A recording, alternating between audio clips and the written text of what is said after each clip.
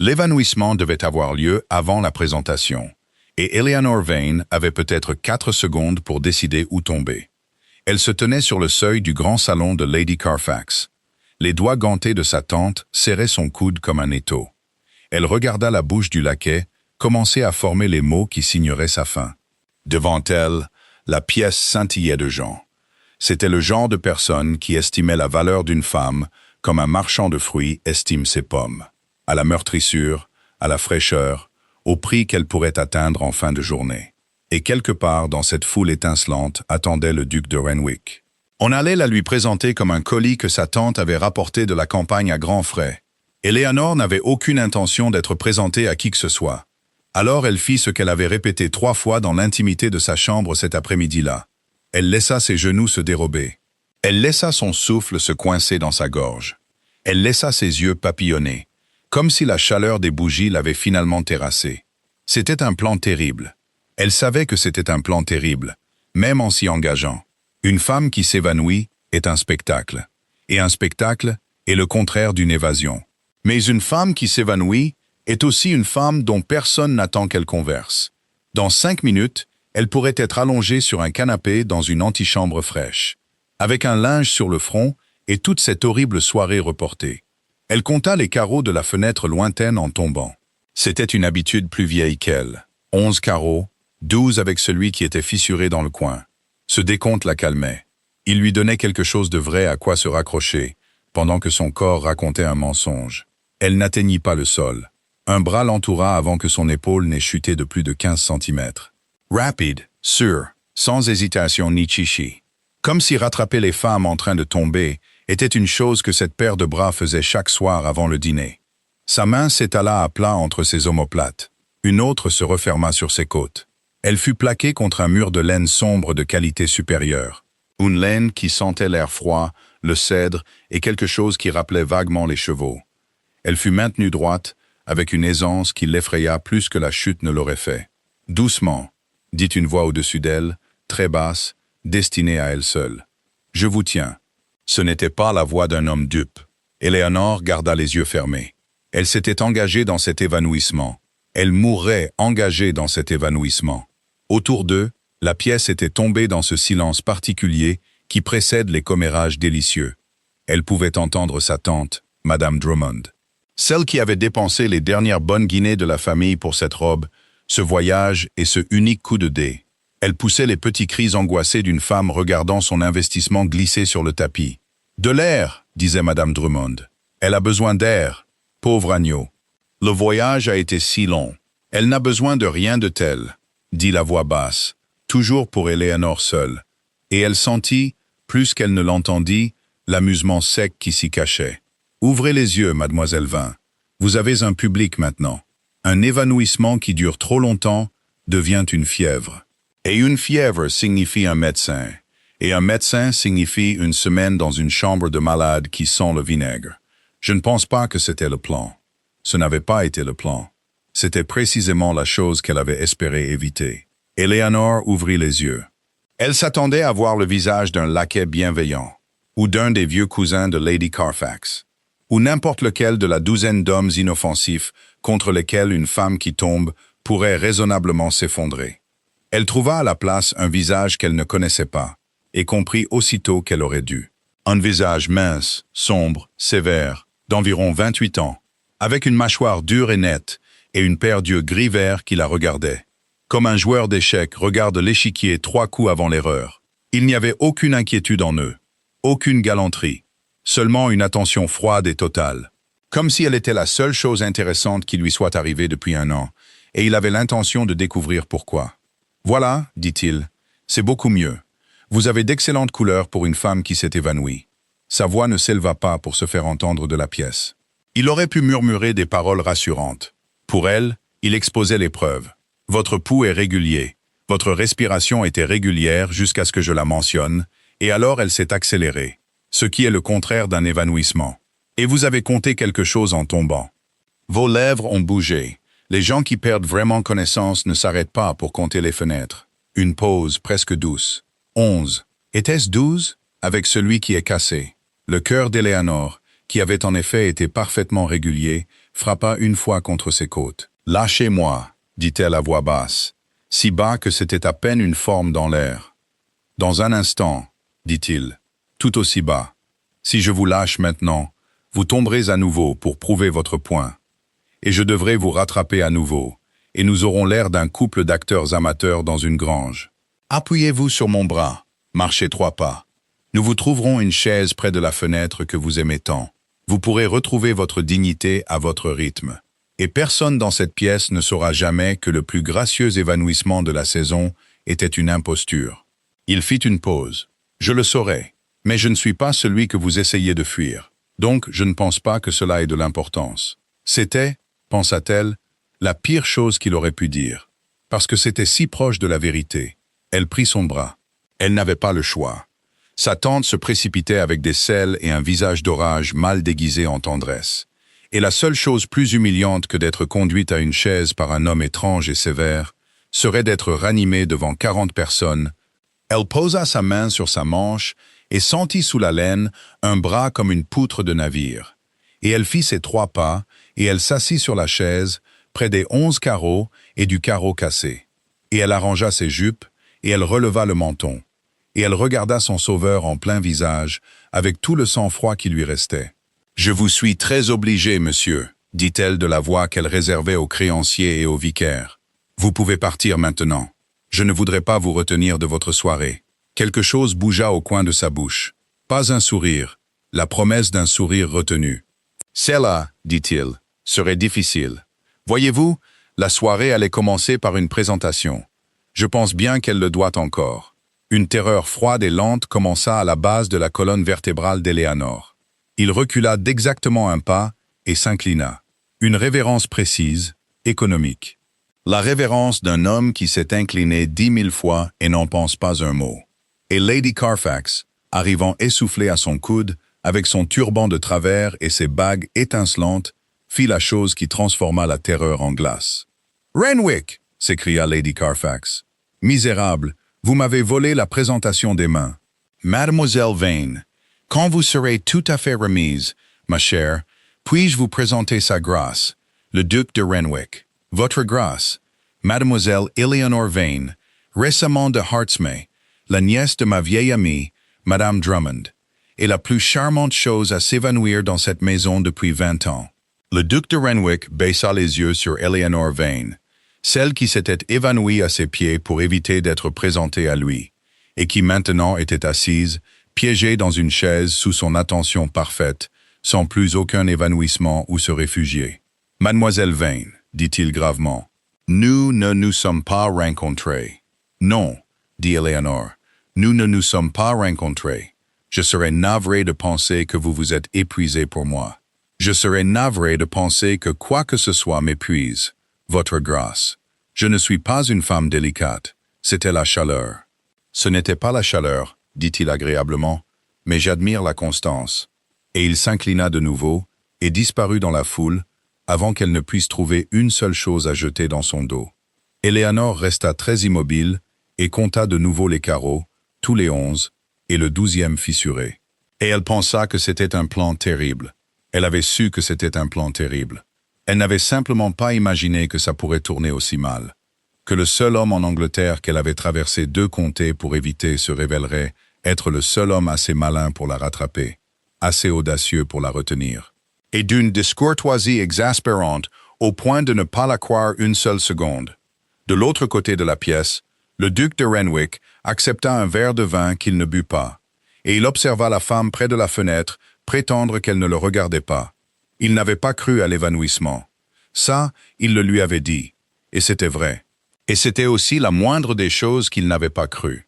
Il n'avait pas cru. Quand sa marraine lui avait écrit pour le convoquer à cette réception avec son défilé de filles bien élevées, qu'il ressentirait autre chose que la froide arithmétique d'un homme avec un problème et une date limite. Il avait un problème, il avait une date limite. Il avait, en fait, exactement 58 jours pour se marier, ou perdre bien plus que sa fierté. Et aucune des filles bien élevées dans cette pièce n'avait éveillé en lui autre chose que la certitude lasse qu'il devrait en choisir une. Comme on choisit un cheval, par les dents, le souffle et la volonté de se laisser mener. Était-ce si froid, se demanda-t-il, ou seulement honnête? Et puis une femme dans une robe de bronze s'était jetée au sol plutôt que d'être présentée à lui. Elle avait compté les fenêtres en tombant et l'avait regardé avec des yeux gris pleins de fureur d'avoir été surprise. Et la froide arithmétique, pour la première fois en 3 ans, s'était tue. Il tourna sa chevalière une fois autour de son doigt avec son pouce, une chose qu'il faisait quand il pensait et ne voulait pas qu'on le voie penser. 58 jours, et la seule femme en Angleterre qui manifestement ne voulait pas de lui. C'était, pensa-t-il, le développement le plus prometteur de toute cette misérable saison. Le duc de Renwick n'avait pas toujours été un homme qui rattrapait les femmes qui tombaient et ne les croyait pas par principe. Il avait été, il y a assez longtemps, pour qu'il puisse maintenant examiner le souvenir sans broncher, comme on examine un os guéri par temps froid, un jeune homme parfaitement confiant, avec un cœur parfaitement ordinaire. Il avait aimé une fille nommée Cassandra, et avait cru qu'elle l'aimait, et il avait appris en un seul après-midi dans un salon ensoleillé que ce que Cassandra avait aimé, c'était le mot « duc », et que ce mot, attaché comme il l'était à une fortune plus petite que celle que le nouvel comte de Brackish pouvait offrir, avait cessé d'être suffisant. Elle avait été très gentille à ce sujet. Elle avait pleuré un peu, joliment, avec un gant pressé contre sa joue. « Je vous apprécierai toujours, vous savez », avait-elle dit de cette voix douce et jolie, comme si l'appréciation était une quelconque compensation. Et elle avait épousé le comte de Brackish 6 semaines plus tard, lors d'un mariage que les journaux avaient appelé l'événement de l'année. Ed Renwick s'était tenu dans l'église, parce que ne pas se tenir dans l'église aurait été admettre la blessure, et il l'avait regardé remonter l'allée au bras d'un autre homme, et il avait finalement compris le seul grand fait de sa vie, qu'il n'était pas un homme pour le monde. Il était un titre avec un homme quelque part à l'intérieur, et le titre était la partie qu'il voulait, et l'homme pouvait être écarté dès qu'un meilleur titre se présentait. Il avait eu 23 ans, il en avait 28 maintenant. Dans les 5 années qui s'étaient écoulées, il était devenu très bon à la froide arithmétique. Avoir le calcul derrière la rougeur, le grand livre derrière le rire, la façon dont les yeux d'une femme se posaient sur la hauteur de son col et la coupe de son manteau, et la voiture qui attendait au bord du trottoir, avant même d'atteindre son visage. Il ne blâmait pas les femmes pour cela. C'était un marché difficile, et elles avaient peu de choses à échanger. Il refusait simplement maintenant de prétendre que c'était autre chose. Et ce refus avait fait de lui un homme froid. Et la froideur avait fait de lui un duc dont on parlait beaucoup et qu'on connaissait peu. Et cela lui convenait très bien, car un homme peu connu ne peut pas être rejeté 2 fois. Et qui, ayant été jeté une fois, consentirait à rester immobile pour que cela se reproduise. Il se réveilla tôt, le matin après l'évanouissement, comme il le faisait toujours, avant que la maisonnée ne s'agite, avant que les servantes ne viennent allumer les feux, tandis que la grande maison froide de sa marraine dormait autour de lui, et que l'obscurité de novembre pressait encore son gris contre les vitres. Il n'avait jamais appris à dormir tard. Dormir tard était pour les hommes dont l'esprit était tranquille, et son esprit n'avait pas été tranquille depuis ses 23 ans. Il s'habilla lui-même plutôt que de sonner un valet, et il descendit à travers la maison silencieuse jusqu'à la salle du petit déjeuner. Là, un unique laquais ranimait les braises du grand foyer. Il se tint à la fenêtre avec une tasse de café tiède à la main, et il regarda le givre fondre lentement sur le parc, tandis que le ciel grisait vers un soleil qu'il n'avait aucune réelle intention de produire. Dans la poche droite de son manteau, là où il se trouvait toujours, son pouce trouva le petit cavalier sculpté. C'était une pièce d'échec, en ivoire devenu ambre, à force d'être manipulé. Un cavalier pas plus haut que son pouce, la tête du cheval inclinée, comme s'il écoutait. Il avait appartenu à son frère, autrefois, à Harry, qui avait été emporté par une fièvre au Portugal avec le régiment, et avait laissé derrière lui une femme qui ne lui survécut pas longtemps, et une fille de 3 ans, qui leur avait survécu à tous les deux, et qui était la seule et unique raison pour laquelle le duc de Renwick se tenait dans une salle de petit déjeuner froide, avec 57 jours restants, pour trouver une femme. Le cavalier était dans la poche de Harry quand la malle était revenue à la maison. Renwick le portait depuis. Il n'était pas un homme sentimental. Il se disait que ce n'était qu'une habitude. De la même manière que compter n'avait été qu'une habitude pour la femme près de la fenêtre. Et il y croyait exactement autant qu'il avait cru à son évanouissement. L'enfant s'appelait Lucy. Elle avait 6 ans maintenant, et elle vivait dans son domaine de Renwick Cross, avec une gouvernante qui l'adorait, et un poney qu'elle avait nommé avec le magnifique littéralisme de la jeunesse, Poney. Et elle jouait très mal aux échecs, et avec un sérieux énorme. Et elle était la seule créature sur Terre que le duc de Renwick aimait sans arithmétique. Et selon les termes du fidéicommis que son défunt oncle avait rédigé, un instrument intelligent, cruel et bien intentionné, conçu pour s'assurer que l'enfant soit élevé dans un foyer stable, plutôt que par un célibataire qui pourrait la négliger, Renwick ne conserverait sa tutelle que s'il était un homme marié avant le dernier jour de l'année. La négliger. Avait-il jamais, en 5 années froides, négligé autre chose que son propre cœur? S'il n'était pas marié, Lucy passerait sous la garde du plus proche parent marié convenable. Le plus proche parent marié convenable était la famille d'Adela Crane. Renwick retourna le cavalier une fois dans sa poche et regarda le givre reculer sur le gravier. Et il pensa, avec la clarté froide d'un homme qui a fait le calcul de nombreuses fois, qu'il épouserait une étrangère, et l'aimerait ou non, selon ce que le destin déciderait. Mais il ne laisserait pas Lucy aller chez les Crane, qui corrigerait son littéralisme, et ses échecs, et sa joie, en moins de 12 mois. Elle appellerait cela une amélioration. Il avait donc besoin d'une femme. Il le savait depuis des mois. Ce qu'il n'avait pas su jusqu'à ce qu'une femme se jette au sol du salon de sa marraine, c'est qu'il pourrait en fait en vouloir une. Il entendit la porte. Il ne se retourna pas tout de suite. Le laquais était parti, et le pas était léger et rapide, et essayait très fort d'être silencieux.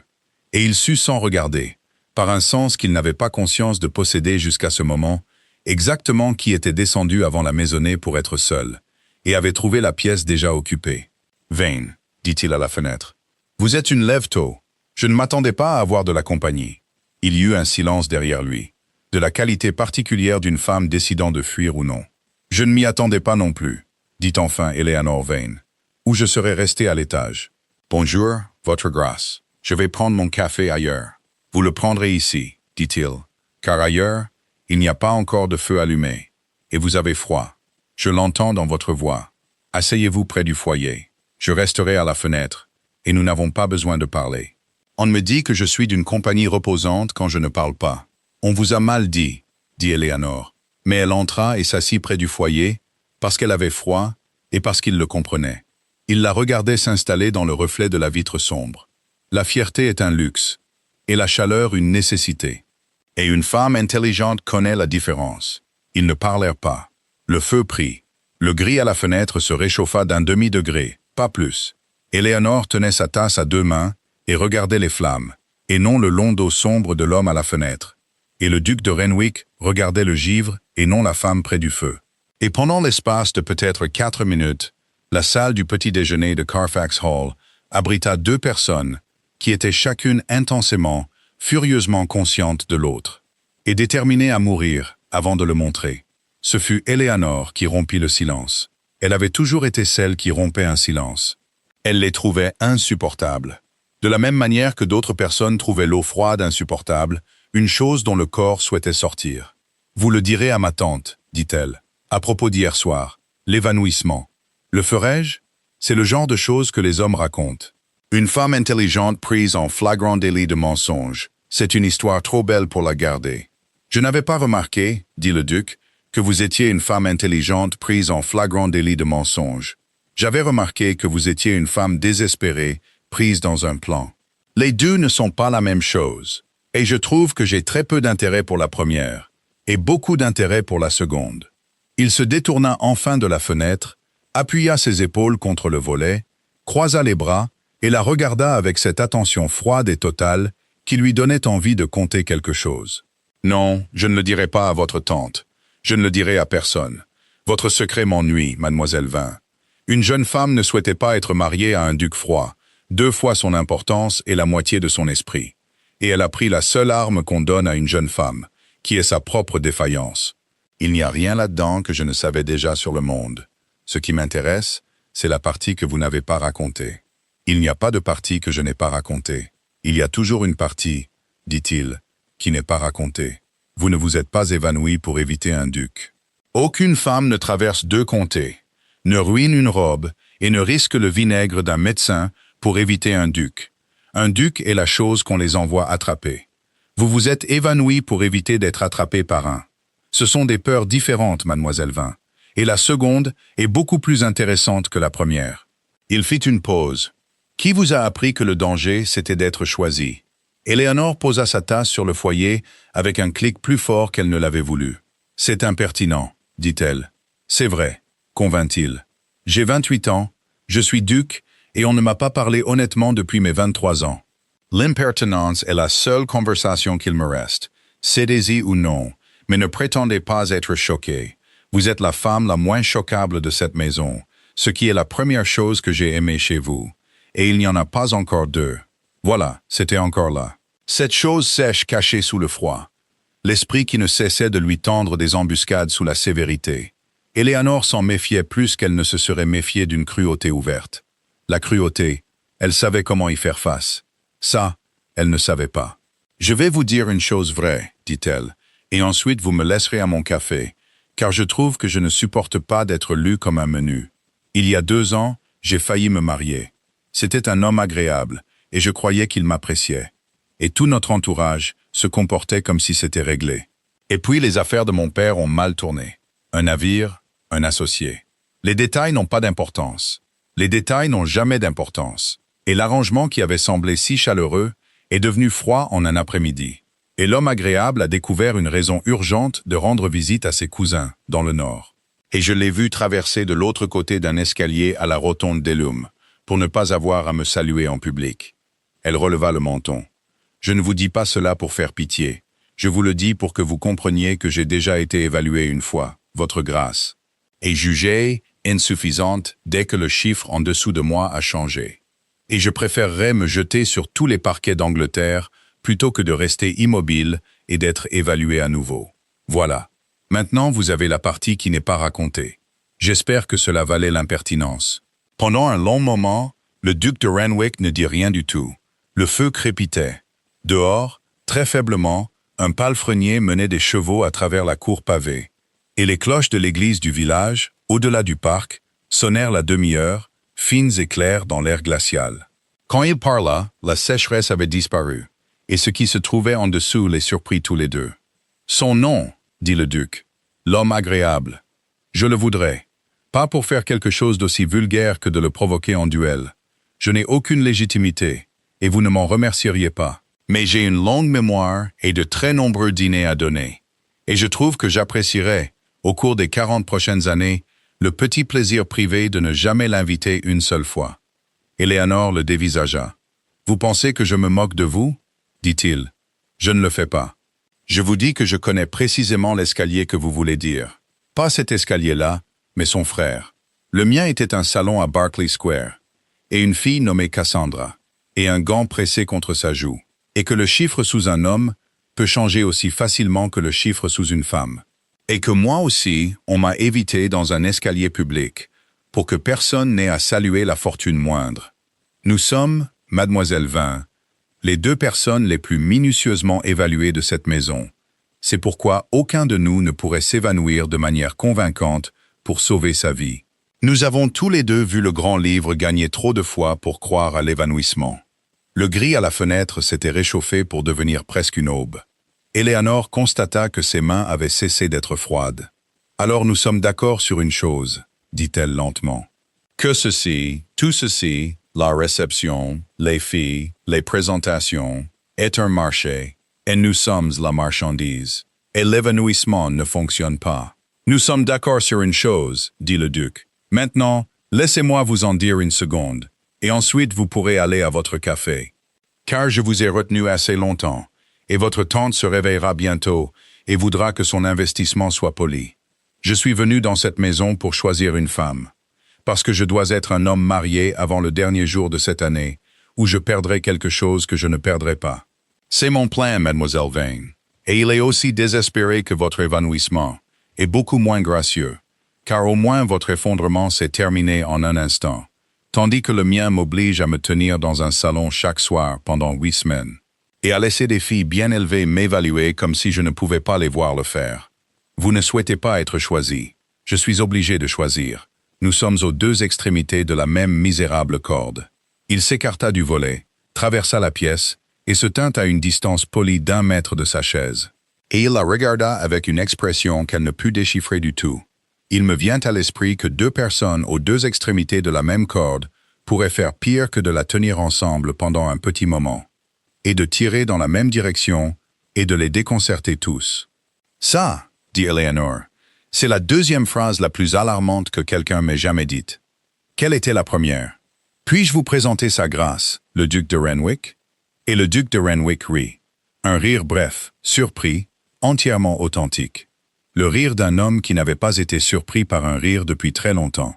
Et quelque part dans la salle froide du petit déjeuner de Carfax Hall, 57 jours avant la fin de l'année, quelque chose que ni l'un ni l'autre n'avaient prévu, et que tous deux auraient interdit, commença très doucement, contre toute arithmétique, à grandir. Le problème avec le fait de les déconcerter tous, découvrit Eleanor, c'est qu'ils n'avaient pas l'intention de se laisser déconcerter. La principale d'entre eux était sa tante. Madame Drummond n'était pas une femme cruelle. Eleanor devait se le rappeler parfois toutes les heures. Mais c'était une femme effrayée. Et les gens effrayés font des calculs cruels et appellent ça de l'amour. Veuve du frère du père d'Eleanor, elle se retrouvait avec un douaire qui semblait adéquat en 1809 et qui ressemblait maintenant à la famine. Madame Drummond avait recueilli les 2 filles de son beau-frère quand le navire, l'associé et les détails avaient fait leur œuvre. Elle les avait nourries et vêtues avec un revenu décroissant et le leur rappelait avec la régularité d'une horloge. Et elle avait placé tout son espoir restant sur le visage de l'aîné. Le visage d'Eleanor devait être le salut de la famille. Il devait être converti, au moyen de cette réception, en un arrangement qui assurerait à Madame Drummond du charbon, à Jane, la sœur cadette d'Eleanor, des chaussons, et les tiendrait toutes les 3, à l'écart de la respectabilité de 2 pièces qui attendaient au bas du grand livre comme une tombe. Jane avait 18 ans et était à la maison à Hartsmere avec une dame de compagnie. Elle avait une petite dot de 400 livres que leur père lui avait constituée avant le navire, à l'époque où 400 livres était une bagatelle et non une fortune. C'était la seule chose intacte qu'il restait à la famille. Et Eleanor avait compris, quelque part sur la route froide entre Hartsmere et Carfax Hall, que si elle ne produisait pas un arrangement pour elle-même cette saison, sa tante commencerait doucement, en larmes et avec de nombreuses références à la nécessité, à dépenser les 400 livres de Jane. Parce qu'une femme effrayée dépense l'avenir pour survivre au présent et appelle ça de l'amour, et n'a pas entièrement tort. Donc Eleanor ne pouvait pas simplement refuser de se marier. C'était la chose que le duc ne savait pas encore et la chose qu'elle n'avait pas l'intention de lui dire. Elle ne souhaitait pas être choisie, mais elle ne pouvait pas se permettre de ne pas l'être. Elle devait sortir de cette maison avec un arrangement ou regarder la seule sécurité de sa sœur être versée dans le seau à charbon de sa tante, une Guinée effrayée à la fois. Ce qui faisait de la proposition intelligente du duc de tenir la corde ensemble et de déconcerter le marché un luxe qu'elle ne pouvait pas se permettre. Une alliance simulée la protégeait d'être évaluée, oui, mais elle ne produisait aucun arrangement. Et une saison passée dans une flirtation que tout le monde pouvait voir ne menait nulle part, était une saison que Jane ne pourrait pas récupérer. Elle pensait exactement à cela 2 matins plus tard dans la longue véranda vitrée à l'extrémité froide de la maison. Elle s'y était retirée pour être seule parmi les orangers, les fougères dégoulinantes et les grands carreaux froids qu'elle pouvait compter sans que personne ne le remarque. C'est alors que la porte à l'autre bout s'ouvrit et que la seule personne plus dangereuse pour son projet, que le duc lui-même entra, venant du froid. Elle secouait le froid d'un manchon de zibeline et souriait à Eleanor de toutes ses dents parfaites. « Mademoiselle vint, dit mademoiselle Adela Crane. « Toute seule. Mais vous êtes si souvent toute seule. Je l'ai remarqué. On remarque les femmes qui se tiennent un peu à l'écart. C'est généralement parce qu'elles calculent, et je trouve les femmes calculatrices si reposantes, car on sait toujours où l'on en est avec elles. Puis-je m'asseoir? Je suis venu pour que nous soyons amis. Elle n'était pas venue pour être amie. Eleanor le savait comme elle connaissait le nombre de carreaux, instantanément et sans effort, et avec une certitude complète. Mais elle fit un geste vers le banc en fer parmi les fougères, et mademoiselle Crane s'assit. Elle arrangea ses jupes de velours couleur vin profond avec le soin d'une femme qui n'a jamais, de sa vie, laissé la chaleur l'emporter sur l'avantage. Et Eleanor composa son visage, et se prépara à entendre quelque chose qu'elle n'était pas censée savoir. « Je serai franche. dit Mademoiselle Crane, car vous êtes une créature sensée, et la franchise nous épargnera à toutes les deux 1 heure. On vous a vu avec mon cousin Renwick. Toute la maison l'a vu. La salle du petit déjeuner, la bibliothèque, le tour sur la terrasse hier, qui a duré, me dit-on, 20 minutes de plus qu'un tour sur la terrasse, ne devrait durer en novembre. Et je suis venu vous épargner une déception parce que j'ai le cœur tendre et que je détesterais voir une fille de votre situation gâcher sa seule bonne saison à courir après une chose qu'elle ne peut pas avoir. Et quelle est cette chose? Lui, dit Mademoiselle Crane agréablement. Oh, il se mariera. Il le doit. C'est la partie amusante. Et je vois à votre visage que vous ne le savez pas. Alors laissez-moi être l'ami qui vous le dit. Mon défunt oncle, qui était un homme intelligent et ne faisait pas confiance aux habitudes de célibataire de Renwick, a lié la tutelle de sa petite pupille à un fidéicommis. Le duc ne garde l'enfant que tant qu'il est un homme marié avant la dernière nuit de l'année. S'il ne l'est pas, et il ne reste pas 8 semaines, Mademoiselle Vane, faites le calcul. L'enfant revient à ma famille, à moi en temps voulu, car je serai la fille mariée. Vous comprenez donc la comédie. Il ne vous courtise pas. Il fait ses courses contre la montre pour une femme qui fera l'affaire. N'importe quelle femme. La plus proche femme respectable. Une femme qu'il peut signer avant Noël et oublier à la nuit des rois. Et une fille sans le sou qui s'évanouit dans les salons est exactement le genre de bonne affaire qu'un homme désespéré saisit quand les meilleures marchandises ont toutes dit non. Elle se leva, secoua le velours couleur vin et sourit à Éléanore avec une énorme gentillesse. Je vous le dis pour que, quand il vous fera sa demande, et il le fera peut-être, ma chère, il le fera très certainement, car il est à court de jours, vous compreniez que c'est l'horloge qui parle et non l'homme. Il n'y a aucune insulte à être choisie par une horloge, mais il n'y a pas de chaleur non plus. J'ai pensé que vous préféreriez savoir. Elle sortit par la porte givrée, et le froid entra après elle. Et Eleanor Vane resta seule dans la longue maison de verre parmi les fougères dégoulinantes. Et elle compta les carreaux, tous les 41, les grands carreaux froids du toit de la véranda, 2 fois de suite, tandis que ce qu'Adela Crane avait dit s'infiltrait en elle comme le givre dans la pierre. Il fait ses courses contre la montre pour une femme qui fera l'affaire. Ce n'était pas, se dit-elle, quelque chose qu'elle ne savait pas déjà. Il le lui avait dit lui-même dans la salle du petit déjeuner. Je dois être un homme marié avant le dernier jour de cette année, où je perdrai quelque chose que je ne perdrai pas. Il n'avait pas caché l'horloge. Il l'avait posée sur la table entre eux, comme un homme honnête qui abat ses cartes. La seule chose qu'Adela Crane avait ajoutée était le mot « oublié ». Une femme que vous pouvez signer avant Noël et oublier à la nuit des rois. Et c'était le poison d'Adela, pas le sien. Et Éléanore était trop intelligente pour boire le poison d'une autre femme. Mais l'horloge changeait entièrement la forme de la chose. La nouvelle forme n'était pas une romance et n'était même pas une alliance. C'était une transaction avec une date limite. Et Eleanor Vane avait attendu toute sa vie qu'on lui propose une transaction avec une date limite. Parce qu'une transaction était une chose qu'elle pouvait comprendre, et une date limite était une chose qu'elle pouvait utiliser. Il avait besoin d'une femme avant la dernière nuit de l'année. Elle avait besoin d'un arrangement avant que sa tante ne commence à dépenser les 400 livres de Jane. Il avait quelque chose dont elle avait besoin. Elle avait quelque chose dont il avait besoin. Et le grand soulagement, froid et net, après 2 jours à être lu comme un menu, après le rire sec et alarmant qui ne cessait de lui tendre des embuscades, c'est que cela n'avait pas besoin, après tout, d'avoir quoi que ce soit à voir avec la sensation de son bras, comme une poutre de navire, ou la façon dont il avait dit, son nom, l'homme agréable, je le voudrais. Ce n'était que de l'arithmétique. Elle l'avait dit elle-même.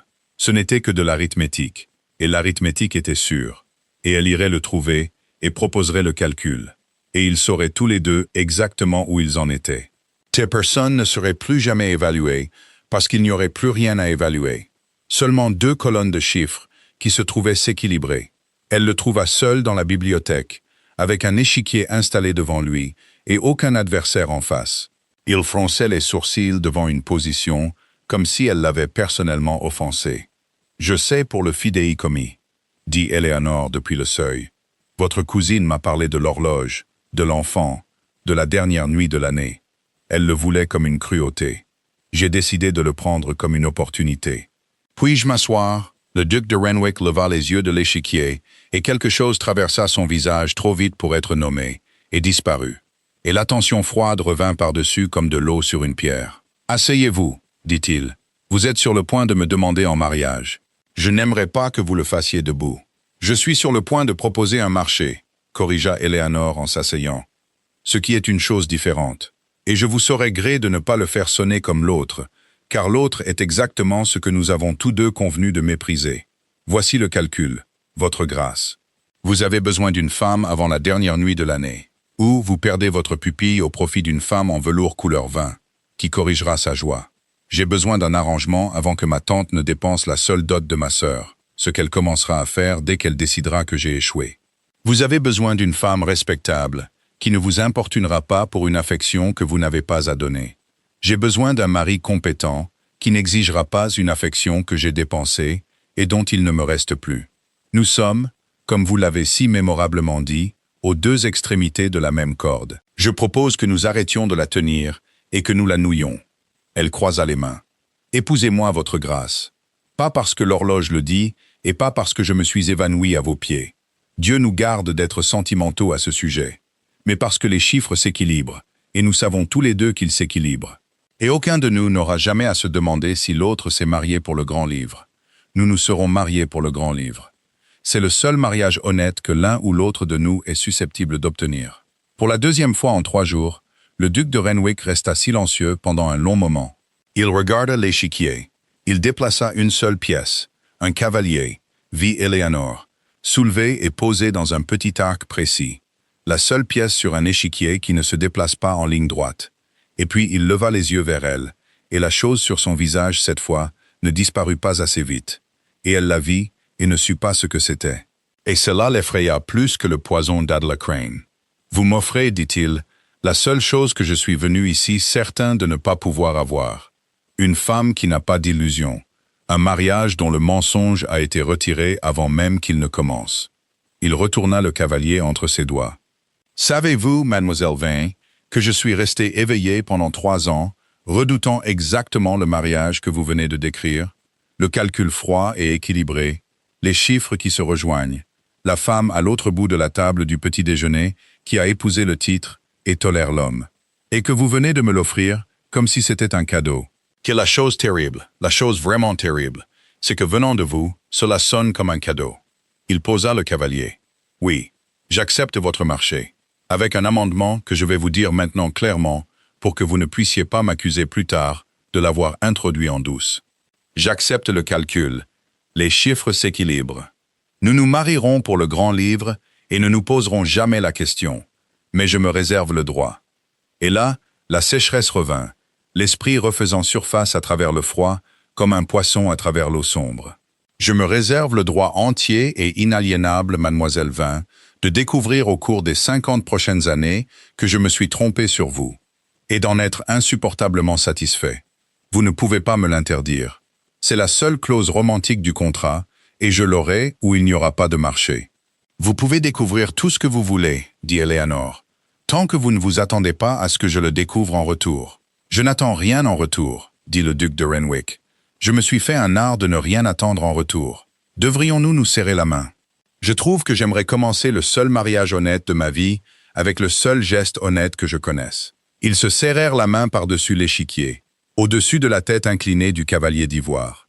Et ça, Eleanor y penserait beaucoup plus tard, quand tout aurait mal tourné, puis serait rentré dans l'ordre.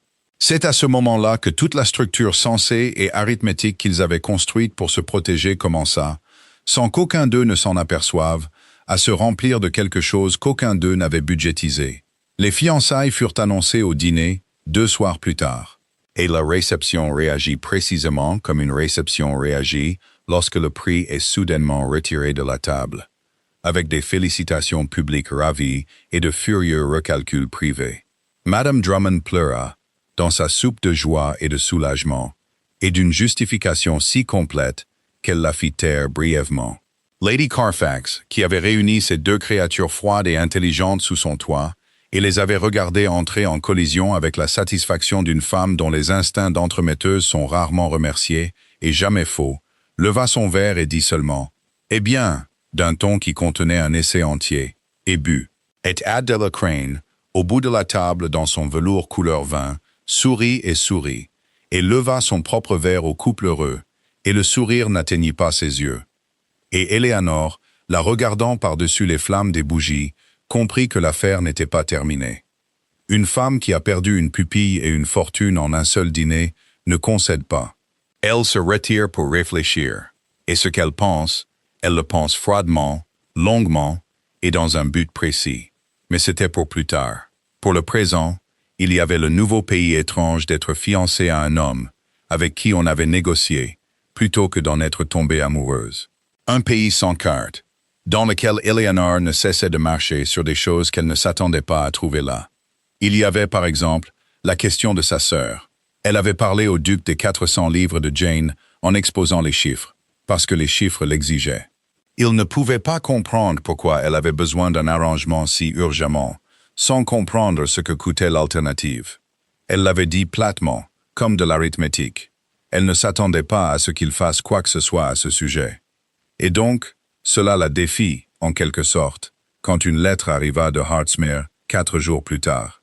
Dans cette lettre, Jane, 18 ans, essoufflée, soulignant tout deux fois, rapportait qu'un chèque était arrivé de l'homme d'affaires du duc de Renwick, constituant une rente de 400 livres au nom de mademoiselle Jane Vane, en fidéicommis, intouchable par quiconque. La note du duc jointe à Éléanore disait, d'une écriture aussi économique que sa révérence, « Quoi qu'il advienne de notre marché, la sécurité de votre sœur n'en est plus l'otage. Ce n'est pas un cadeau de mariage, et vous m'obligerez en ne m'en remerciant pas. C'est le retrait d'une arme qui était pointée sur votre tête, et je trouve que je n'aime pas, par principe, les armes pointées sur la tête des femmes à qui j'ai serré la main. Vous pouvez considérer que nous sommes quittes. R. » Éléanore lut la note 3 fois. Puis elle la plia très petite et la mit à l'endroit où elle gardait les choses qu'elle ne pouvait pas regarder directement. Et elle alla trouver le duc dans la cour de l'écurie, où il inspectait un cheval qu'il n'avait aucune intention d'acheter parce qu'il y faisait plus chaud que dans le salon. Et elle dit, « Vous ne deviez pas me faire vous remercier. » Et il dit, « Alors ne le faites pas. » Et elle dit, « Je ne le ferai pas. » Et ils restèrent dans la cour froide à ne pas se remercier pendant un long moment.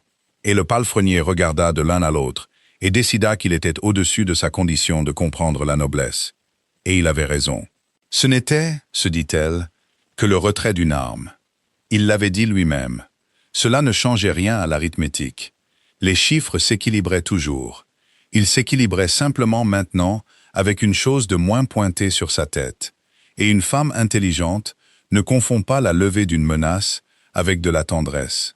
Elle se dit cela dans la cour froide. Et elle se dit cela au dîner. Et elle se dit cela dans la longue obscurité de sa chambre, où cela ne fonctionnait pas aussi bien. Parce que dans le noir, il n'y avait personne pour qui jouer la comédie du sang-froid. Et la vérité qu'une femme se dit dans le noir est une vérité différente de celle qu'elle dit à midi. La vérité dans le noir, c'est que personne ne lui avait jamais enlevé une arme auparavant. On ne lui avait jamais donné que des armes plus tranchantes en appelant ça de l'amour. Elle rencontra l'enfant par accident, ce qui était la seule façon dont elle aurait pu supporter de la rencontrer. Le duc n'avait rien dit sur le fait d'amener sa pupille à Carfax Hall. Cela aurait été une déclaration, une chose trop tendre pour deux personnes menant une transaction honnête. Mais Lady Carfax, qui comprenait le duc mieux que le duc ne se comprenait lui-même, avait écrit en privé à Renwick Cross. Et ainsi, par un matin clair et glacial, 15 jours avant Noël, une petite voiture de voyage remonta l'allée. Et en sortirent une gouvernante, de très nombreuses boîtes à chapeau, et une enfant de 6 ans, dans une cape écarlate. Elle jeta un regard à l'énorme maison inconnue, et aux énormes personnes inconnues, et devint absolument blanche et immobile, à la manière d'un enfant qui a appris que le monde se réorganise sans avertissement. Éléanore traversait le hall quand cela arriva. Elle vit le duc sortir de la bibliothèque au son des roues. Elle le vit traverser le marbre rapidement, plus vite qu'elle ne l'avait jamais vu bouger. Le duc de Renwick, froid et posé, s'agenouillant sur le sol froid, sans aucune pensée pour son pantalon. Et elle vit l'enfant blanche et immobile le voir, et se décomposer, et courir, et être rattrapé. Et elle le vit rassembler la cape écarlate contre le manteau sombre et la tenir comme il avait tenu Éléanore la nuit de l'évanouissement.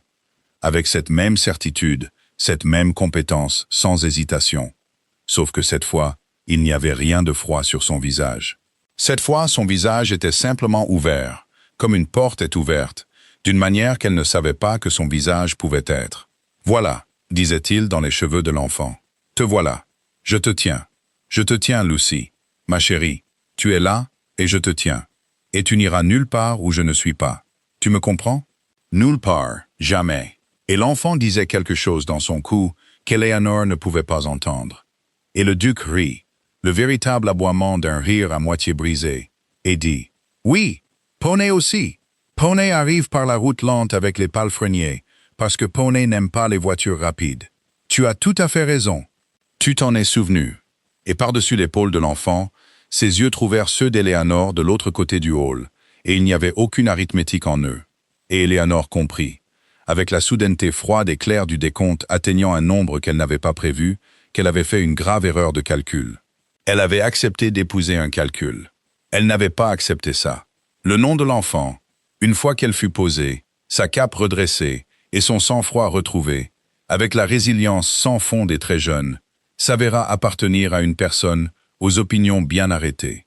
Lucy regarda Eleanor avec le regard franc et évaluateur d'une créature qui n'a pas encore appris à dissimuler, et dit « C'est vous que mon oncle épouse pour que je puisse rester. » « Lucy, » dit la gouvernante, scandalisée. « C'est une question juste, » dit Eleanor, avant que le duc ne puisse intervenir, et s'accroupit au niveau de l'enfant sur le marbre froid, sans se soucier de ses propres jupes. Parce qu'il y a des questions auxquelles il faut répondre les yeux dans les yeux, ou pas du tout. « Oui, c'est moi. Est-ce que ça te dérange ?» Lucy considéra cela avec un sérieux énorme. Adela allait m'avoir. Elle a dit qu'elle était venue une fois. Elle a dit que mes échecs étaient une perte de temps pour l'après-midi d'une fille, et elle a emporté l'échiquier. Et j'ai pleuré, et mon oncle a écrit une lettre, et l'échiquier est revenu. Elle livra cela de la voix plate et posée d'un enfant exposant des preuves. « Pensez-vous que les échecs sont une perte de temps pour l'après-midi d'une fille? Je pense, dit Eleanor, que quiconque enlèverait un échiquier à un enfant qu'il aime vous a dit tout ce que vous devez savoir sur eux et vous a épargné la peine de le découvrir par la voie longue. Non, je ne pense pas que ce soit une perte de temps. Voulez-vous m'apprendre à quel point vous jouez mal? Votre oncle dit que vous jouez très mal et avec un sérieux énorme, et je trouve que j'aimerais bien voir ça. » Il y eut un silence. Les yeux de l'enfant se tournèrent une seule fois vers son oncle, vérifiant comme Eleanor vérifiait les carreaux. Et le duc ne dit rien, regardant seulement Eleanor accroupie sur le sol du grand hall froid, parlant à une enfant de 6 ans, comme si elle était une personne. Et l'enfant lut ce qu'elle trouva sur son visage, et se retourna vers Eleanor, et tendit une petite main gantée, avec l'air d'un général acceptant un traité. « Je joue extrêmement mal, » dit Lucy avec fierté. « Oncle dit que c'est parce que je n'aime que les cavaliers, et que je leur fais faire tout le travail. Venez voir. » Et Eleanor prit la petite main gantée, et se laissa conduire à la bibliothèque pour perdre aux échecs contre une enfant qui n'aimait que les cavaliers. Et le duc de Renwick resta seul dans le hall, et retourna le cavalier d'ivoire dans sa poche, le cavalier qui ne se déplaçait qu'en arc, le cavalier qui faisait tout le travail, et il ne se sentit pas capable, à ce moment-là, de les suivre. Le piège, quand Adela le tendit enfin, fut tendu en public. Parce qu'un piège tendu en privé gâche sa cruauté. C'était la nuit du bal de Noël de Lady Carfax, la grande pièce maîtresse de la réception. La longue galerie était ouverte, avec 40 bougies dans chaque lustre, et la moitié du comté était venue par des routes gelées pour danser.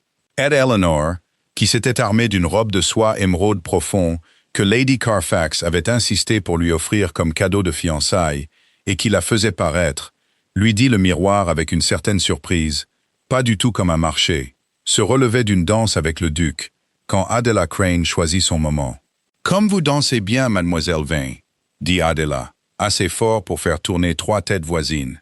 Pour une femme dont la constitution est si délicate. Nous étions tous si alarmés pour vous cette première nuit, vous évanouissant au pied de sa grâce au tout premier instant où vous l'avez vue. Une affliction si romantique, si soudaine, si parfaitement synchronisée. Elle laissa les mots en suspens et sourit, et les 3 têtes voisines devinrent 6. Savez-vous, je me suis demandé depuis, nous nous sommes tous demandé, je pense, comment avez-vous su que c'était vers sa grâce que vous vous évanouissiez? Dans une pièce de 40 gentilshommes, tombés précisément au bon pied. Cela suggère soit une faiblesse vraiment providentielle, mademoiselle Vane, soit une visée vraiment remarquable. La galerie, comme le font les salles de bal, s'était tue dans un cercle grandissant. La musique entre les danses, l'écoute vive et ravie. Eleanor sentit la vieille terreur froide commencer à la base de sa colonne vertébrale. Elle sentit les yeux, l'évaluation, le grand livre s'ouvrir, et sentit en dessous le flottement familier de l'évanouissement dans lequel elle pouvait encore, même maintenant, tomber. Elle pouvait s'effondrer ici même, mettre fin à la scène, être emportée, s'échapper. Elle ne s'effondra pas. Elle s'était évanouie une fois pour éviter d'être évaluée, et cela l'avait livrée aux bras du seul homme qui avait vu clair en elle, et elle en avait fini. Elle comprit cela avec une finalité soudaine et froide, debout en soie émeraude dans le silence retentissant. Elle en avait entièrement fini de tomber pour fuir les pièces. Une femme qui tombe donne à la pièce le verdict. Elle resterait debout, les laisserait l'évaluer et les battrait au décompte. « Vous vous êtes beaucoup interrogée sur mes pieds, mademoiselle Crane, dit Eleanor. Et elle le dit parfaitement, d'une voix claire et posée, de sorte que le cercle d'auditeurs se pencha. Et les 3 têtes devinrent 16.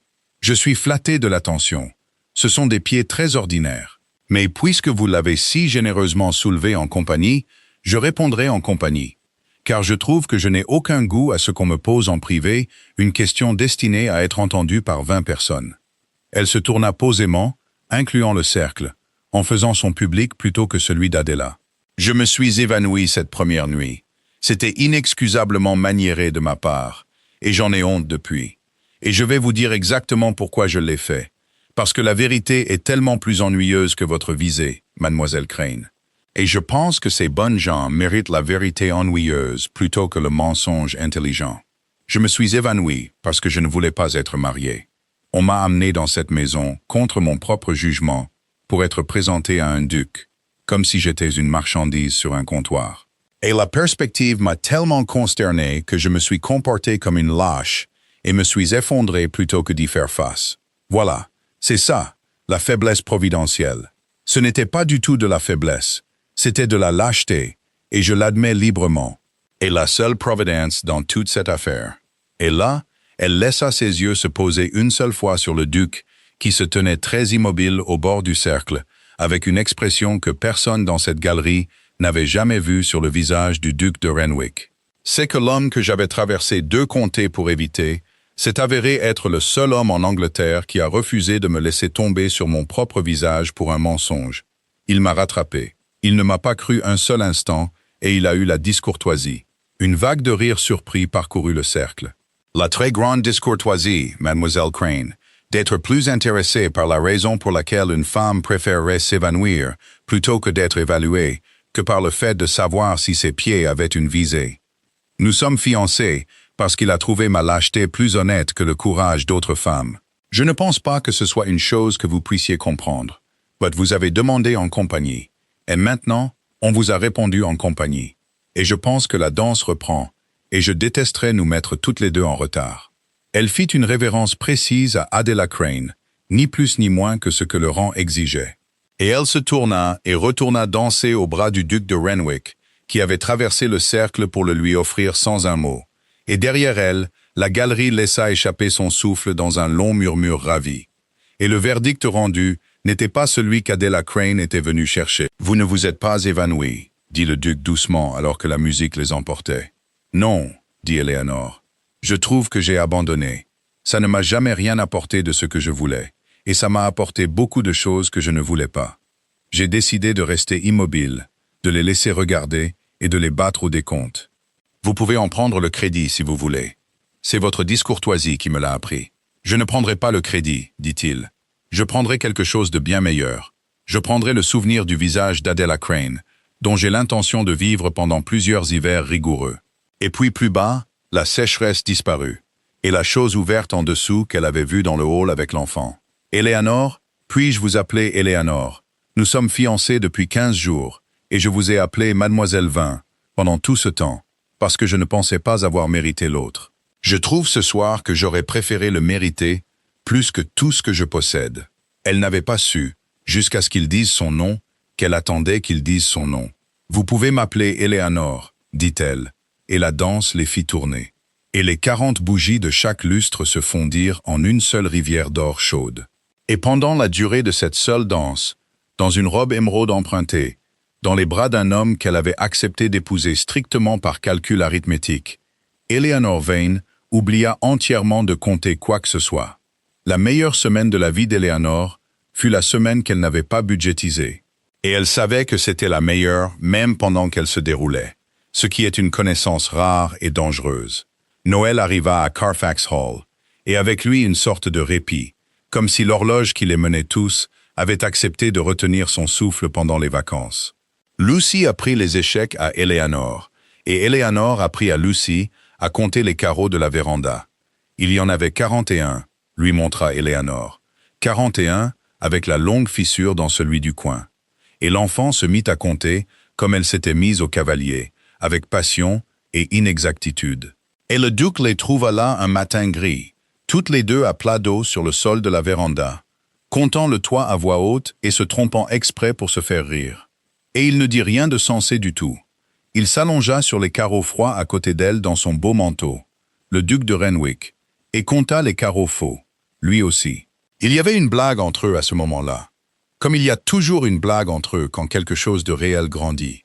Cela avait commencé avec une inscription latine sur une plaque de laiton sous l'un des orangers de la véranda. Citrus aurantium, que le duc avait lu à voix haute avec une grande autorité, comme si cela signifiait quelque chose de tendre. Ed Eleanor, qui avait appris le latin d'une tante bas-bleue du côté de sa mère, et en avait presque tout oublié, sauf le pouvoir d'être insupportable à ce sujet, l'avait informé qu'il venait de lui murmurer romantiquement « orange amer ». Et le duc avait pris cette correction avec une dignité si blessée que « orange amer » devint par l'alchimie des très heureux la chose qu'ils se disaient l'un à l'autre au lieu de la chose qu'ils avaient convenu de ne pas dire. Il le disait par-dessus l'échiquier. Elle le disait à travers la table du petit déjeuner. Lucy, qui ne comprenait pas du tout, le disait à la gouvernante, qui était scandalisée par principe. Et orange amer résonna dans les couloirs froids de Carfax Hall cette semaine de Noël comme une petite cloche privée que seules 3 personnes pouvaient entendre. Le matin du jour où tout s'est brisé. Avant que ça ne se brise, le duc trouva Eleanor seule dans la véranda à la première lueur du jour, comptant les carreaux par habitude. Il vint se tenir à côté d'elle et pressa quelque chose de petit et dur dans sa paume et referma ses doigts dessus avant qu'elle ne puisse voir ce que c'était. « Qu'est-ce que c'est ?»« Le cavalier, dit-il. Le cavalier de Harry, mon frère. Je le porte depuis 3 ans, vous l'aurez remarqué. Je trouve que je n'en ai plus besoin pour savoir la chose qu'il me disait. Et j'aimerais que vous l'ayez pour le jour. Il y aura un tel jour. Nous ne sommes ni l'un ni l'autre sentimentaux, mais nous sommes tous les deux honnêtes. Alors je le dirai clairement, pour le jour où l'un de nous aura peur et aura besoin de tenir quelque chose de vrai, pendant que le corps raconte un mensonge. Vous m'avez appris qu'une personne qui perd vraiment le monde s'arrête pour compter les fenêtres. Tenez le cavalier à la place.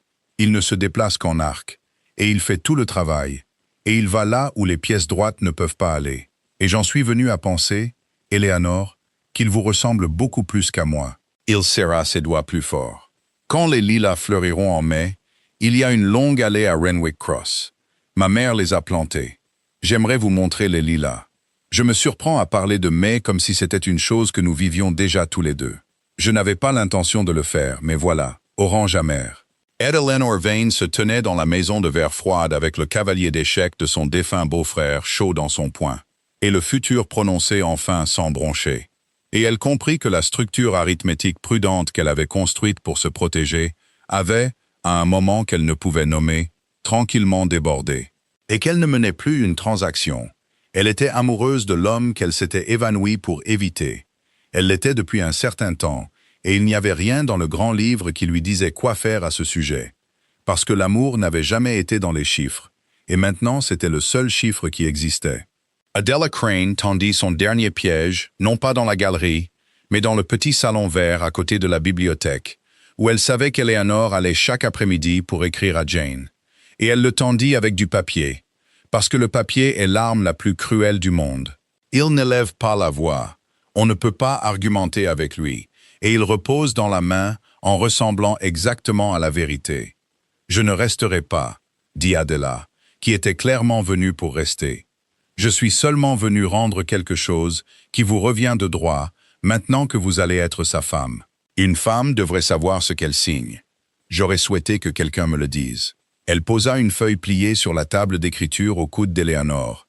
À portée de main, comme on pose une carte gagnante. C'est de sa propre main. Vous la reconnaîtrez. Vous avez eu ces petits mots. Je l'ai obtenu honnêtement. Son homme d'affaires est une personne prudente, mais les personnes prudentes gardent des copies, et les copies peuvent être achetées. Et je suis, comme you n'es, une femme de moyenne jusqu'à la dernière nuit de l'année. Elle se dirigea vers la porte. J'espère que vous ne vous évanouirez pas, mademoiselle Vin. Vous avez abandonné cela, j'entends, et ce serait vraiment dommage de rechuter. Et elle était partie, et la feuille pliée reposait sur la table, ressemblant exactement à la vérité. Eleanor ne la ramassa pas pendant un long moment. Elle savait, son décompte froid et clair le lui disait, que rien de bon n'était jamais livré par Adela, que la feuille était du poison comme le discours de la véranda avait été du poison, que la chose sage, la chose qu'une femme intelligente fait, était de la porter sans la lire au feu et de la regarder se recroqueviller. Elle savait tout cela et elle la ramassa quand même, parce qu'il y a une blessure en chaque personne qui veut sa propre confirmation. Et la blessure d'Eleanor avait voulu cette preuve particulière, depuis ses 23 ans, quand elle avait vu un homme agréable traverser de l'autre côté d'un escalier. C'était son écriture. Il n'y avait pas à s'y tromper. L'écriture économique des notes. La main qui avait écrit « La sécurité de votre sœur n'est plus un otage ». Elle était datée des premiers jours de novembre, avant que la réception ne soit réunie, avant qu'elle n'ait jamais mis les pieds à Carfax Hall. Elle était adressée à son homme d'affaires, et c'était une copie, comme Adela l'avait dit. Et Eleanor l'a lue une fois, rapidement, comme on avale une potion dont on a peur. Et puis elle l'a relue, lentement, et la deuxième lecture fut celle qui fit son œuvre. Assurer la connexion Van sans délai, avait écrit le duc de Renwick dans les premiers jours de novembre, avant l'évanouissement, avant la salle du petit déjeuner, avant l'orange amère, avant le cavalier. La fille est assez bien, sans le sou, ce qui convient, car une femme sans le sou attend peu, et est reconnaissante pour moins. Elle n'a pas de famille à proprement parler, et un tuteur désireux de se débarrasser d'elle, ce qui supprime tout obstacle. Je n'exige aucune affection, et elle, de toute évidence, n'en a aucune à dépenser, ce qui est toute sa recommandation. Régler une somme sur la sœur cadette pour lier la conformité de l'aîné, et que la chose soit faite avant Noël. Je n'ai plus le temps d'être difficile. Le feu crépita dans le foyer. Dehors, dans le petit salon vert, très faiblement, on entendit la voix de Lucie dans le couloir, contant quelque chose à voix haute et se trompant. Et une voix d'homme, sa voix, la corrigeant avec la joie ouverte et sans défense qu'Eleanor avait pensé, sotte qu'elle était, avoir quelque chose à voir avec elle. Régler une somme sur la sœur cadette pour lier la conformité de l'aîné. C'était donc ça, les 400 livres, pas le retrait d'une arme, l'achat d'une. Il avait acheté la sécurité de Jane comme un homme achète la bride d'un cheval pour mener l'animal plus tranquillement. Et Eleanor s'était tenue dans la cour froide de l'écurie, refusant de le remercier pour cela, et sentant, Dieu l'aide, que personne ne lui avait jamais enlevé une arme auparavant. Alors que pendant tout ce temps, il lui en avait tendu une plus tranchante. Et elle, exactement comme toutes les sottes avant elle, avait appelé ça de l'amour.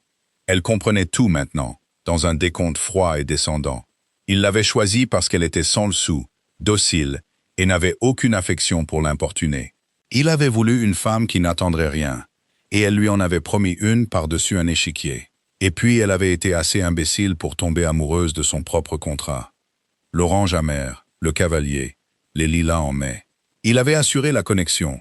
Un homme à court de temps pour être difficile, joue la tendresse comme une femme intelligente, joue l'évanouissement, parce que c'est le moyen le plus rapide de sortir de la pièce.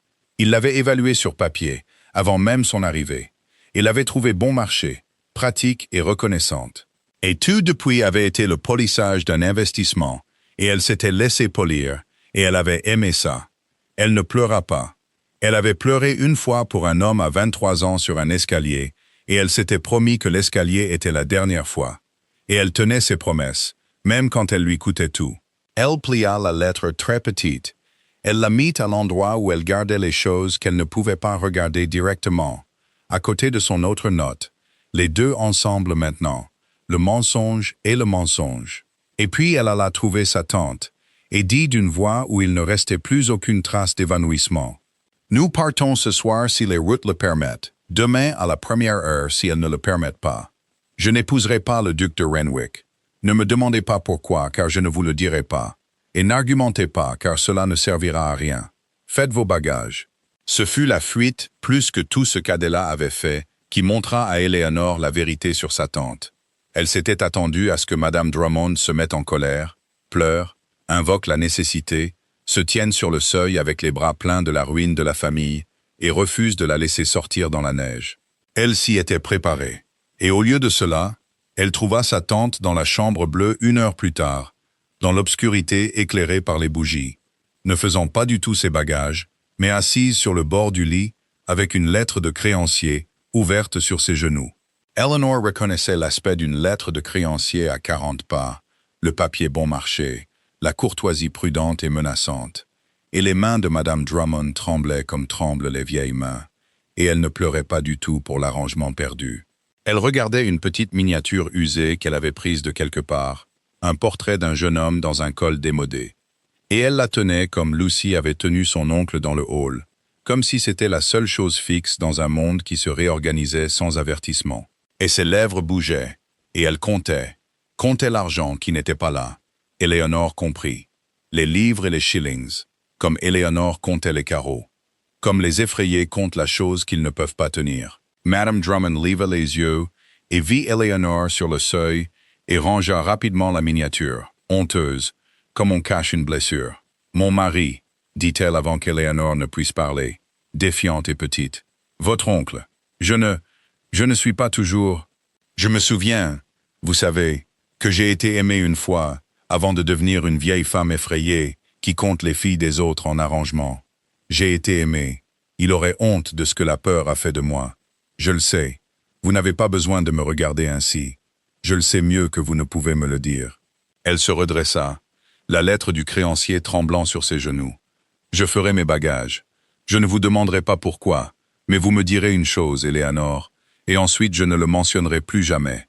Sommes-nous ruinés? Si nous partons ce soir, sommes-nous ruinés? » Et Eleanor, debout sur le seuil, regardant la vieille femme effrayée qui lui avait tendu tant d'armes tranchantes et appelé ça de l'amour, découvrit qu'elle ne pouvait pas, après tout, la haïr, et que la pitié était sa propre sorte de décompte, sans fin, et que certains calculs ne s'équilibrent pas, peu importe combien de temps on y travaille. « Oui, » dit Eleanor doucement, « je pense que peut-être nous le sommes, mais Jane est en sécurité. C'est réglé et ne peut être défait, quoi qu'il arrive d'autre. Et nous avons déjà été ruinés, n'est-ce pas, vous et moi, et nous sommes toujours là, et nous serons ruinés ensemble, et nous nous en sortirons. Faites vos bagages, je m'occuperai des chevaux. » La neige les rattrapa à 11 milles de Carfax Hall, dans une auberge de relais appelée le Cœur et la Guirlande. Là, la route devint blanche, et les postillons refusèrent l'étape suivante, avec la finalité plate des hommes qui ont enterré des amis dans des congères. Eleanor et sa tante furent installées dans un salon bas de plafond, avec un feu qui fumait et une seule chandelle de suif, et la nouvelle qu'elle n'irait pas plus loin, jusqu'à ce que le temps change. Eleanor s'assit près du feu qui fumait, avec un cavalier d'échecs dans son poing. Elle n'avait pas eu l'intention de l'apporter. Elle avait eu l'intention de le laisser sur la table d'écriture, dans le petit salon vert à côté des 2 mensonges pliés. Une renonciation nette, la marchandise retournée. Et puis au dernier moment, dans le noir, avec la voiture qui attendait, elle était revenue le chercher. Et elle n'aurait pas pu dire pourquoi, sauf que sa main avait voulu quelque chose de vrai à tenir, pendant que le reste d'elle racontait le long mensonge du départ. Et le cavalier était la chose fausse la plus vraie qu'elle possédait. Il ne se déplaçait qu'en arc. Il faisait tout le travail. Il allait là où les pièces droites ne pouvaient pas aller. Elle le retourna encore et encore entre ses doigts froids, et se méprisa pour le réconfort qu'il lui procurait. C'est là, dans le salon bas, que sa tante fit son dernier jet effrayé. « Vous retournerez », dit Madame Drummond. Elle n'avait pas défait ses bagages.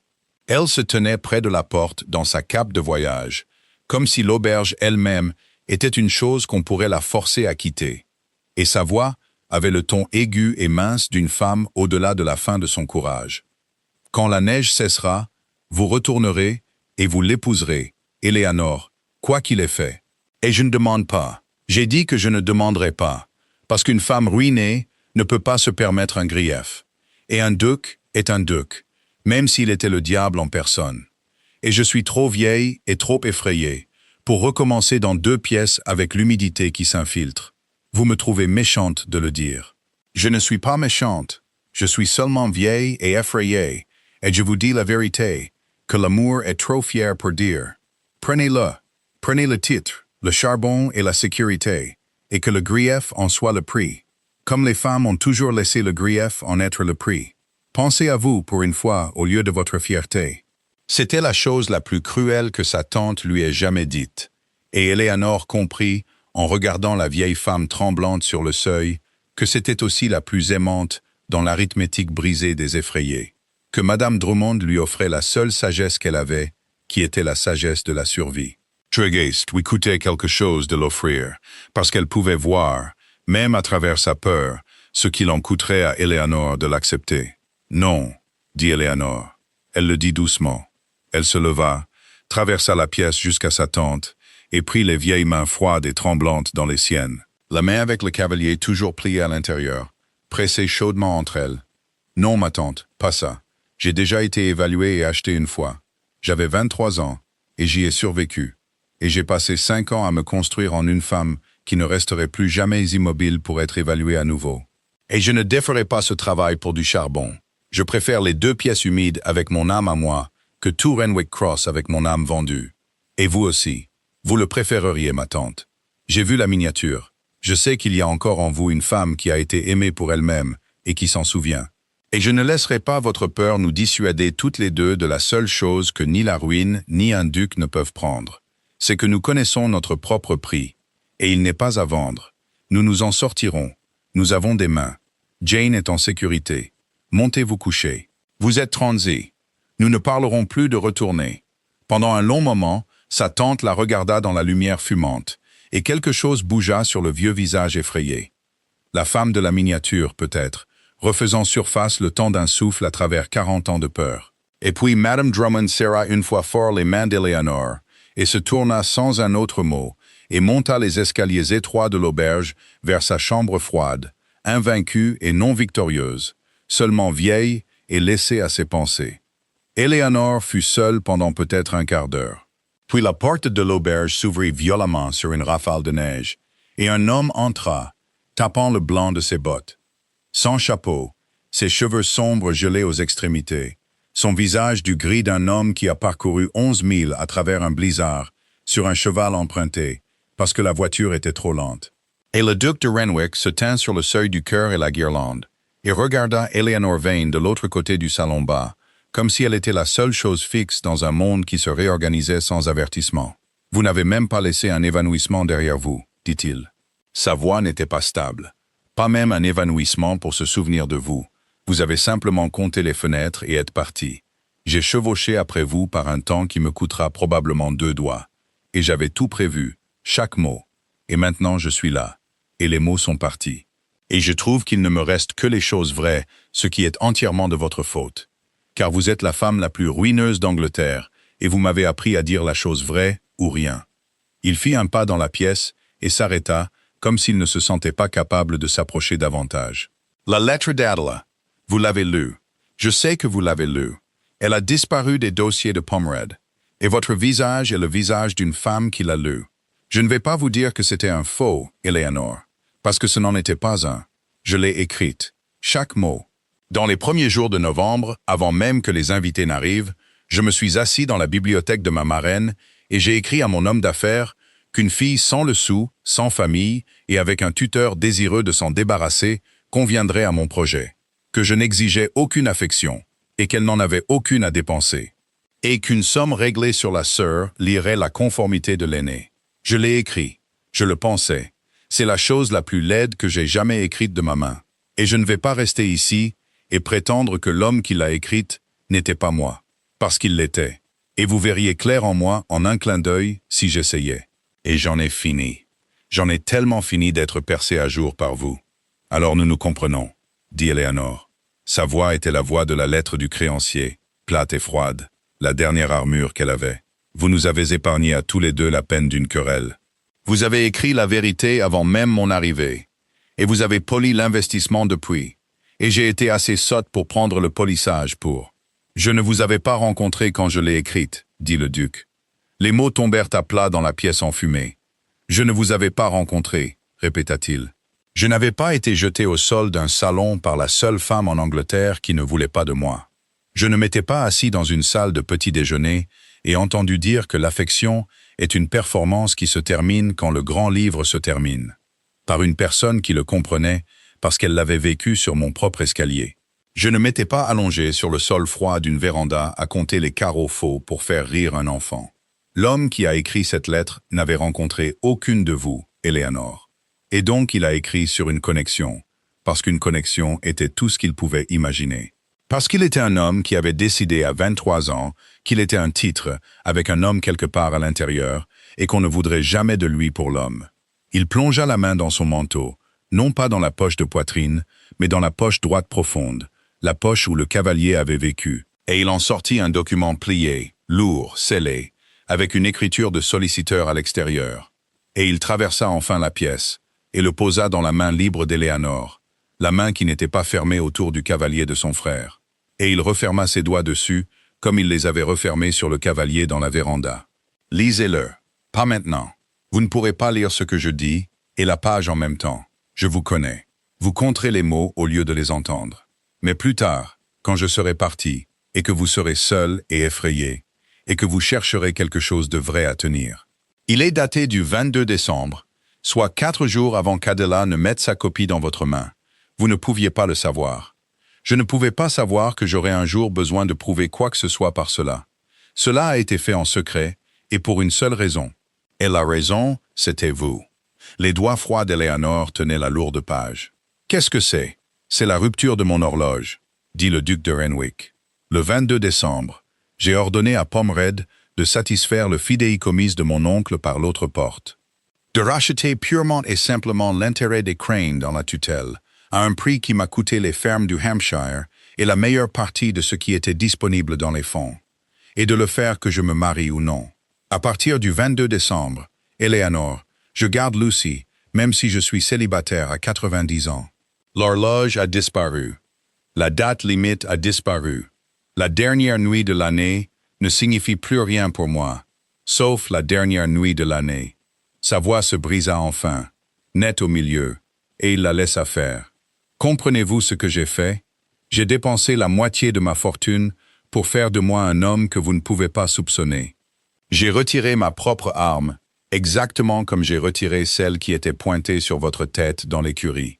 Pour que, quand je viendrai à vous, et j'allais toujours venir à vous, je l'avais prévu pour la nuit des rois, j'allais le faire sous les lilas dans mon esprit 100 fois avant de perdre courage. Quand je viendrai à vous, je viendrai les mains vides, sans horloge et sans rien à gagner. Et je vous demanderai la seule chose qui n'a jamais été dans aucun grand livre. Je ne vous demande pas d'épouser un duc qui a besoin d'une femme pour mardi. Il n'y a plus de tel duc. Je l'ai ruiné exprès. Je vous demande, Éléanore Vane, qui vous êtes évanouie à mes pieds et avez compté les fenêtres et n'avez pas voulu être évaluée, d'épouser un homme qui s'est rendu pauvre, libre et certain pour aucune autre raison sur cette terre que parce qu'il vous aime. Et ce, depuis que vous avez ouvert les yeux dans les décombres du pire plan d'Angleterre, et que vous étiez furieuse de le trouver là. Le feu fumait. La neige tapotait contre la fenêtre sombre. Quelque part au-dessus, une latte de plancher bougea sous une vieille femme effrayée qui était montée pour réfléchir. Eleanor ouvrit la main et regarda les deux choses vraies qu'elle tenait, le cavalier d'ivoire chaud de sa poigne et la lourde page scellée froide de sa poche. Elle brisa le seau. Elle ne put s'en empêcher. Elle devait compter les mots. Il avait raison. Il avait toujours raison à son sujet. Et elle déplia le document du solliciteur et lut l'écriture dense du clerc jusqu'à la seule ligne qui comptait, la ligne datée du 22 décembre, et elle disait exactement ce qu'il avait dit. Que le duc de Renwick ordonnait que la revendication de la famille Crane sur la tutelle de mademoiselle Lucy Renwick soit éteinte et rachetée entièrement. La même chose devant prendre effet indépendamment du mariage de sa grâce ou de son absence, sa grâce étant résolue à ce que le foyer de l'enfant ne dépende d'aucune condition que ce soit, indépendamment du mariage de sa grâce ou de son absence. Le 22 décembre, 4 jours avant la blessure, elle leva les yeux vers lui. L'armure froide de sa voix avait disparu. Il ne lui restait plus d'évanouissement, et maintenant plus de décompte non plus. Rien à tenir que la vérité, qui était la chose la plus effrayante qu'on lui ait jamais demandé de tenir. « Grand sot », dit Éléanore, et sa voix se brisa aussi sur le mot « sot », et elle n'essaya pas de la réparer. « Vous vous êtes ruiné pour prouver une chose que j'aurais dû savoir sans une seule page. Je vous aime. Voilà, je l'ai dit en premier. Vous noterez, ce que je vous reprocherai pendant 50 ans, que j'ai été la courageuse à la fin. Je vous aime, Julian. Je vous aime depuis la véranda, et je le crains depuis l'échiquier. Et j'ai laissé une femme méchante avec une lettre copiée défaire tout cela en un après-midi, parce que je préférais croire à l'escalier plutôt qu'à mon propre cœur. Et c'est ma lâcheté, pas la vôtre, et j'en ai fini. J'en ai fini de tomber pour fuir les pièces. Je vais rester immobile dans cette horrible auberge devant ce feu qui fume, et me laisser aimer. Et c'est la chose la plus terrifiante que j'ai jamais faite. Et je ne vais pas m'évanouir. Et le duc de Renwick traversa le dernier bout de plancher entre eux, et ne la lâcha pas. Il la rattrapa comme il l'avait rattrapée la première nuit, une main à plat entre ses omoplates, et une autre fermée chaudement sur le poing qui tenait le cavalier de son frère. Et il la maintint droite contre le froid et le décompte, et la longue habitude de partir. Et cette fois, elle s'appuya sur lui, et ne prétendit pas pouvoir tenir sans lui. Et c'était toute la différence, et c'était tout. Sa tante descendit dans le gris froid du lendemain matin, alors que la neige était encore brillante et ininterrompue dans la cour de l'auberge. Le duc était sorti pour voir comment dégager la route, et elle entra dans le salon où Éléanore était assise près d'un feu qui ne fumait plus, et elle portait une seule feuille pliée dans ses deux mains, comme si elle était plus lourde qu'elle ne l'était. « J'ai écrit ceci dans la nuit », dit Madame Drummond. Elle posa la feuille sur la petite table au coude d'Éléanore, à portée de main, et retira rapidement ses mains, comme on se retire d'une chose qu'on a peur de vouloir qu'on nous rende. « Je vous ai entendu la nuit dernière avec lui. Je n'ai pas écouté à la porte. Je ne suis pas si déchu que ça. Mais le cœur et la guirlande a des planchers minces. Et j'ai entendu assez pour savoir que vous allez l'épouser après tout, et librement. Ce qui est la seule chose que j'avais cessé de croire qu'une femme de notre situation pouvait faire. Et donc j'ai fait la seule chose qu'il me reste à faire, qui est de retirer mes propres mains de vous. Lisez-le ou non. Je l'ai mal dit, j'en suis sûr. Je n'ai pas écrit de lettres sérieuses depuis 20 ans. Éléanore déplia la feuille. Elle était adressée à l'homme d'affaires du duc, et c'était une écriture pauvre, étriquée, effrayée. Et elle lut jusqu'à la seule ligne qui comptait, la ligne qui avait manifestement coûté à sa tante toute la nuit à écrire. Qu'est Madame Drummond renonçait à toute réclamation, confort ou entretien que ce soit sur le mariage de ma nièce, et répondra des dettes de feu, Monsieur Drummond, sur mon propre douaire, même si cela me laisse dans 2 pièces. Étant résolu à ce qu'Éléanore aille à son mari, ne lui devant rien, et me devant moins encore, car je lui ai déjà assez pris. « Vous ne ferez rien de tel, dit Éléanore. « Si, je ferai exactement cela, dit sa tante. Et vous me laisserez faire parce que c'est la seule dignité qu'il me reste, et je viens de découvrir que je la veux plus que je ne veux le charbon. J'ai passé 5 ans à vous tendre des couteaux en appelant ça de l'amour. J'aimerais passer ce qu'il me reste à ne rien vous tendre du tout, et à appeler ça la même chose, et à le penser mieux. » Son menton trembla et tint bon. « Je suis désolé, Éléanore, pour l'escalier, et l'évaluation, et la longue route jusqu'ici, et la robe que je vous ai fait porter pour être regardée. J'ai été aimé une fois, et j'ai oublié à quoi ça servait.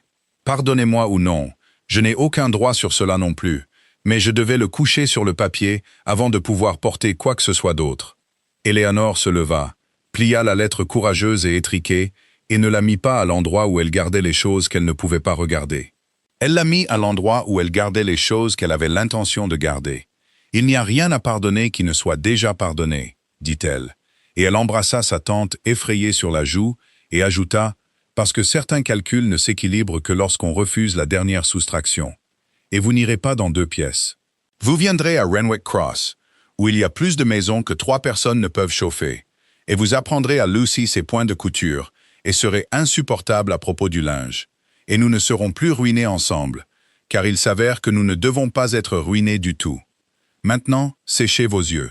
Sa grâce arrive, et il s'est ruiné pour moi, et je ne veux pas qu'il pense que je tiens une maisonnée qui pleure avant midi. » Les lilas de Renwick Cross fleurirent la 3e semaine de mai.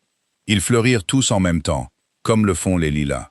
La longue allée que la mère du duc avait plantée, éclatant en violet et blanc entre un matin chaud et le suivant. Si bien qu'Eleanor, la duchesse de Renwick, maintenant depuis 4 mois, bien qu'elle se retourna encore pour regarder derrière elle quand le titre était prononcé, comme si cela devait signifier une autre femme, sortit sur la terrasse après le petit déjeuner et s'arrêta en haut des marches, le souffle coupé par leur parfum. Toute la façade sud de la maison était devenue lourde et douce de fleurs. Lucy était déjà parmi eux, sur le ventre dans l'herbe nouvelle, avec l'échiquier installé sur une pierre plate et le cavalier d'ivoire à la main. Eleanor le lui avait rendu le matin du mariage, pliant les doigts de l'enfant dessus comme il avait été plié 2 fois sur les siens. Parce qu'une chose vraie est à tenir quand on a peur, et Lucy aurait plus de peur dans sa vie qu'une duchesse, et devrait avoir le meilleur des réconforts. Et elle faisait faire tout le travail au cavalier contre un adversaire imaginaire et perdait exprès contre lui. Elle comptait les fleurs de lilas à voix haute en jouant, et se trompait glorieusement et délibérément dans le compte. 41, annonça Lucy d'un buisson, qui en avait peut-être une centaine. 41 avec le cassé. Il n'y a pas de cassé, ma chérie. Ce sont des fleurs, dit Madame Drummond depuis le banc au soleil où elle était assise avec son panier à ouvrage, son humeur améliorée, et un morceau de la broderie désespérée de Lucy. Et elle le dit avec une telle exaspération affectueuse, une telle aisance complète et sans peur, qu'Eleanor se tint sur la terrasse et s'émerveilla d'elle. La femme de la miniature revenue enfin complètement dans la chaleur, comme si la peur n'avait jamais été qu'une sorte de froid.